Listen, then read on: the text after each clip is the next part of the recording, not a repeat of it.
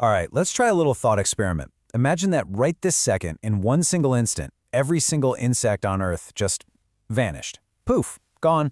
Now, at first, it might sound kind of peaceful, right? But that quiet, well, that quiet would just be the beginning of a total collapse of life as we know it. To really get your head around the scale of this, we don't need to look at some complex global chart.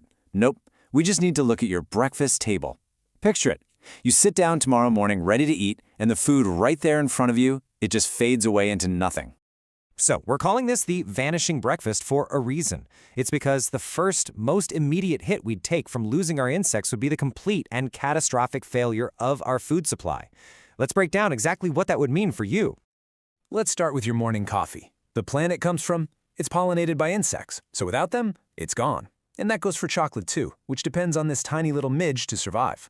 The apples, the almonds in your cereal, the strawberries, they all need insect pollinators. Without them, these foods would literally cease to exist.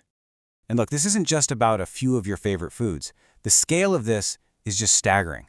Roughly 75%, 3/4 of all the world's food crops rely on animal pollinators. All the things that give our food flavor and color and nutrients would just fail.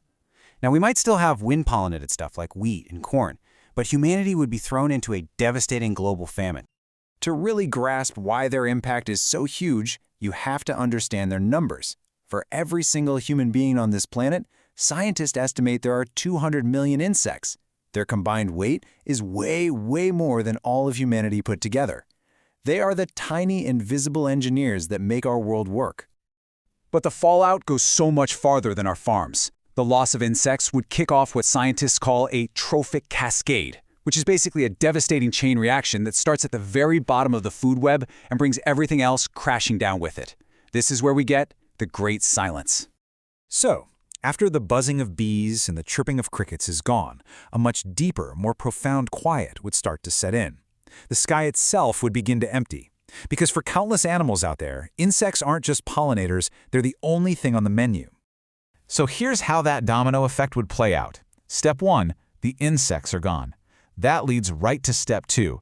Everything that eats them starts to starve. I mean, think about songbirds that feed their babies nothing but caterpillars. They would literally start falling from the sky. And then, of course, the animals that eat those birds would start to starve. It's an extinction event that just keeps rippling up the food chain. And that first wave of extinctions would be terrifyingly fast. Swallows and nightingales, these beautiful creatures of song and sky, would be gone within weeks. Frogs, salamanders, lizards, their diets are almost all insects, so they'd be wiped out almost instantly. Even in our rivers, fish like trout that eat aquatic insect larvae, they would disappear.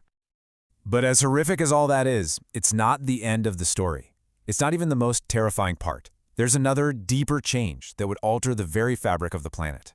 We are now entering a world that doesn't rot, because we've lost our greatest recyclers. So what happens to everything that dies? What happens when nature's entire cleanup crew, an army of flies and beetles and ants, just suddenly clocks out forever? This is the chilling reality. Without insects to break down all the organic matter, the world would slowly but surely become buried under a layer of death and dung. I mean, just look at the difference here. Right now, when an animal dies, flies and their larvae consume it in days, maybe weeks. Without them, carcasses would just mummify, taking years to slowly decay. Animal dung, which dung beetles take care of, would just dry out, harden, and pile up, smothering entire landscapes. All the planet's essential nutrients would get locked away in a worldwide tomb. And this all leads to something called soil necrosis. You see, insects like ants and termites are constantly churning and aerating the soil, which lets water and air get in.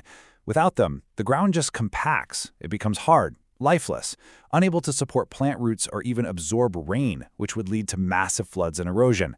The soil itself would die. So if the plants, animals, and soil are all dying, does anything actually thrive in this new, decaying world? Well, the answer is yes, but it is not life as we know it. A new kingdom would rise up to dominate the entire planet. The fungal takeover begins. Our planet would be completely transformed. All the colorful flowering plants that evolved specifically to attract insects, they'd die out, and they'd be replaced by these monotonous wind-pollinated grasses and conifers. Vibrant rainforests would just become silent, uniform grasslands. And with all that undecomposed organic matter just lying around everywhere, Fungi and mold would experience an absolute explosion. You know, the very air would change. The scent of flowers would be gone, replaced by the smell of a world that's no longer recycling itself. It would be a planet that perpetually smells of must, mildew, and very, very slow decay. Okay, so let's pull all this together and face that final question. After all the famine and the silence and the decay, what is humanity's fate on this final, silent planet? Amidst this absolute planetary nightmare, is there any silver lining at all? Well, ironically, yes, there is. With the insects gone, so are their diseases they carry. Malaria, dengue, Zika, all gone. The fleas that carry plague would vanish. Termites wouldn't eat our homes anymore. But this good news is completely and utterly hollow in a world that's facing mass starvation and total ecological collapse. And the collapse would be so fast. Within the very first month, the silence would be deafening, and you'd start to see the waste piling up. Within a year, global famine would be everywhere, and the skies would be empty of songbirds. And within a single decade, the entire face of the planet would be altered, dominated by new plants and littered with the preserved corpses of an old world. In the end, there's really no better way to say it than the legendary biologist E.O. Wilson did. He once said that if humans were to vanish, the world would flourish.